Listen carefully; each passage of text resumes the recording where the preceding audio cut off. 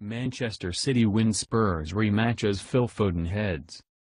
Revenge might not be exactly the right word, given the European dimension of Manchester City's attempted quadruple was probably the one that mattered most to them. But Pep Guardiola will have been satisfied with the reaction his players showed after the draining events of Wednesday evening in the Champions League. The City manager had confessed he had no idea how such a cruel late setback might affect his side, though they gave one of their more solid performances of the season to take 3 points from a gutsy and resolute Spurs team to move back to the top of the Premier League table. This was not City at their fluent, most incisive best. They did not cut their opponents to pieces or rack up the goals as they are capable of doing, but Liverpool and Manchester United will still have been impressed. Liverpool are well aware of the difficulty of grinding out results against stubborn opponents at this stage of the season, while United, who play City next, might be encouraged by a relatively low-key home performance but will find it challenging to defend for 90 minutes as well as Spurs did. Realistically, the third meeting of these sides within a fortnight was never going to live up to the breathless excitement of midweek, but both teams deserve credit for producing professional performances after their exertions in Europe. The only drawback from City's point of view was that Kevin De Bruyne did not complete the game, twisting a knee in the act of shooting and limping off before halftime, though City have prospered without the influential Belgian for much of the season and appear equipped to do so again. Bernardo Silva is one of the less celebrated names on the shortlist that was released on Saturday for PFA Player of the Season award, though he gave Ben Davies a game he will not forget in a hurry. Time and again the Portugal international turned and tormented the wingback trying to mark him, and he was unlucky to have a penalty appeal turned down midway through the first half when Jan Vertonghen caught his leg.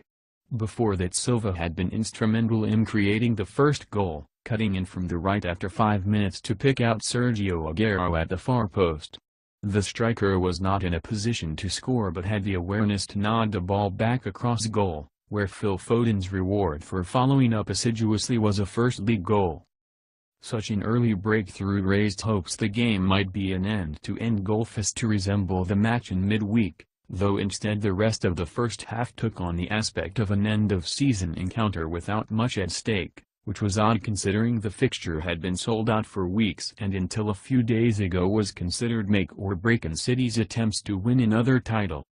The home side were comfortably in control for the most part, without finding the cutting edge that had brought them the lead, and while Spurs were reduced to sending long balls in the direction of Son Heung-min in the absence of Harry Kane, with Christian Eriksen supplying the passes and Son excelling at making the most out of very little, the visitors always looked capable of finding an equalizer.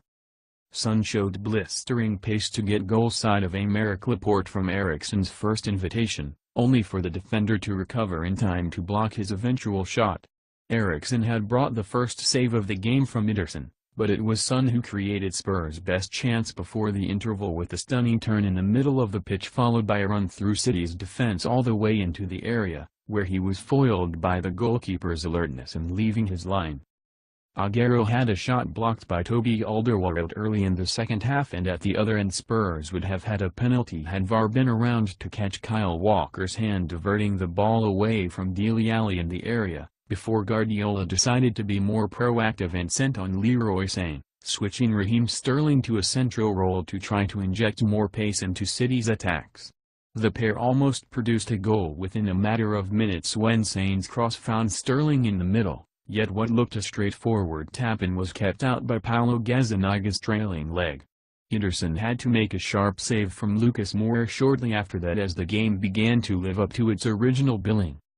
There were no more goals, though the 4 minutes of stoppage time, with Vertonghen and Sterling booked after a scuffle and Spurs pumping high balls into the City area, were just as nervy and frenetic as anything on Wednesday night. With the home fans shrieking for the whistle, the contest ended almost comically, with Sane rolling around in agony, Guardiola almost stepping onto the pitch in his anxiousness to get involved, and Fernandinho finally attempting to boot the ball out of the stadium in a bid to relieve the pressure.